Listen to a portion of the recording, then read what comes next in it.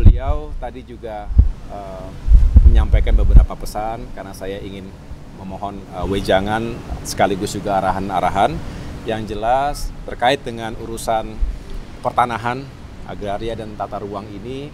Beliau mengingatkan bahwa masih banyak permasalahan yang dihadapi masyarakat kita di berbagai daerah.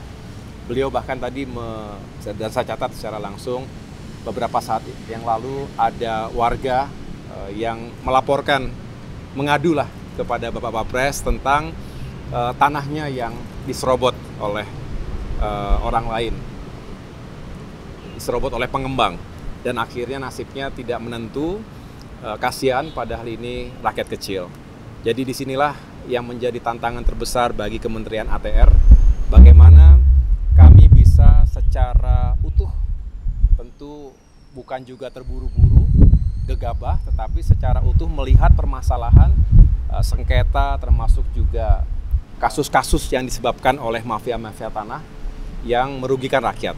Yang jelas sejak awal saya menyampaikan, sama seperti yang telah dicanangkan oleh Menteri sebelumnya, kita ingin tegas.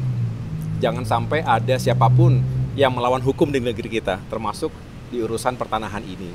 Kalau ada rakyat berhadapan dengan mafia tanah, sudah pasti Kementerian ATR akan berpihak pada rakyat, akan membela rakyat kecil.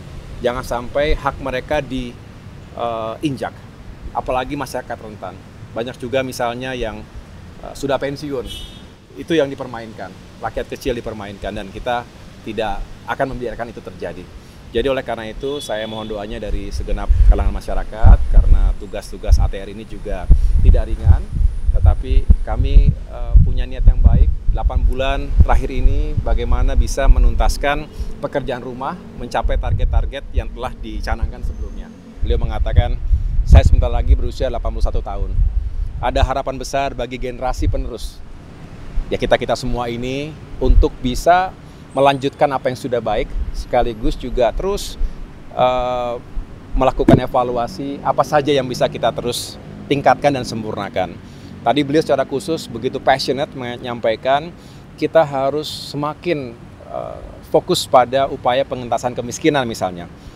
Bagaimana masyarakat kita ke depan tidak terlalu bersandar pada bantuan pemerintah secara langsung, tapi punya kemandirian karena punya lapangan pekerjaan, punya pekerjaan yang layak maksud saya, termasuk punya kewirausahaan sehingga bisa menjalankan usahanya, khususnya UMKM dengan baik dan punya profit yang juga layak begitu, sehingga pada akhirnya anggaran kita tidak terlalu besar yang habis untuk jaring pengaman sosial, tapi bisa dilakukan pembangunan-pembangunan lainnya yang juga pada akhirnya akan mengenerate pertumbuhan ekonomi.